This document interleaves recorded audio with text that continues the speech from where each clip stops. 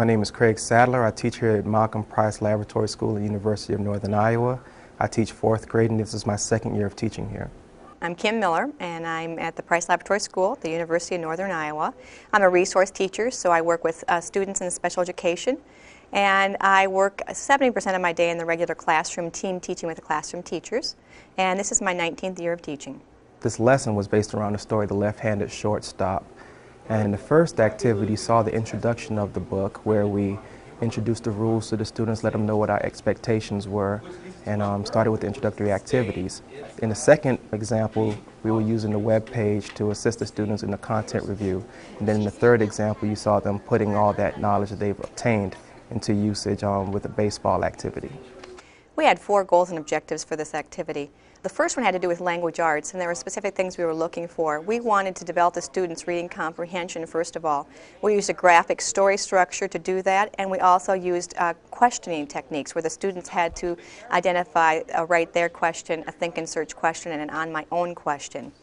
We also had the language arts goal and objective of decoding unknown words, and we were using a Quictionary reading pen to be able to do that. So the kids were not doing it on their own with alternative strategies, but they were scanning the word to have it read to them.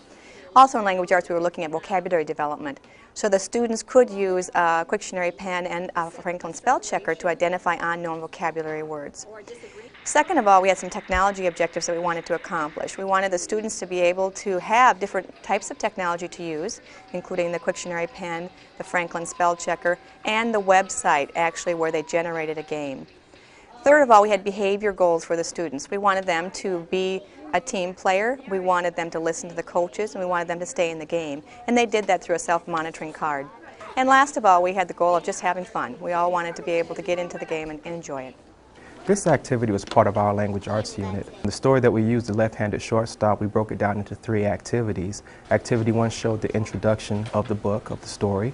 It also showed the students beginning to use different strategies to try to decode various vocabulary words they were unaware of.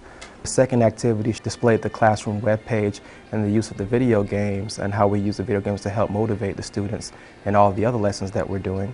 And the third portion of the lesson showed different lessons and how we utilize those vocabulary words that they at one point did not know and now are learning, and how they could use those different vocabulary words constructively. There were certain portions of this lesson that were reenacted. As we go through several stories, we utilize the same structure. I may begin by creating a classroom video game to go along with the reading comprehension material that is covered in that story. But as we're going through the story, the students will themselves create their own questions. It usually takes anywhere between 3 to 4 weeks to complete a unit. As you saw today, one of the activities that we use, the students generated their own questions to quiz one another's understanding of the story that we were reading. I myself, however, will also generate questions for the students to answer, generated in another video game format. But between the video games and other activities that are designed to assess the students' academic performance, it usually can take quite a while to complete a unit. You saw Craig and I modeling the teaching strategy of co-teaching or collaborative teaching, which oftentimes you'll hear from the area of special education. And it is where 2 teachers take joint ownership for the classroom and teach together. So Craig and I plan 20 minutes a week, and we decide on our large group, small group, and individual work in the classroom. You saw us today doing the model called team teaching. There are actually 5 models under co-teaching, and we're kind of following Marilyn Friend's model. She has a website called The Power of 2. And we are using one of the highest forms, team teaching, where both of us are taking the joint responsibility for the whole lesson. And you see that the effectiveness of everybody being able to get to their needs and answer their questions. They get frequent feedback and see 2 different teachers' styles.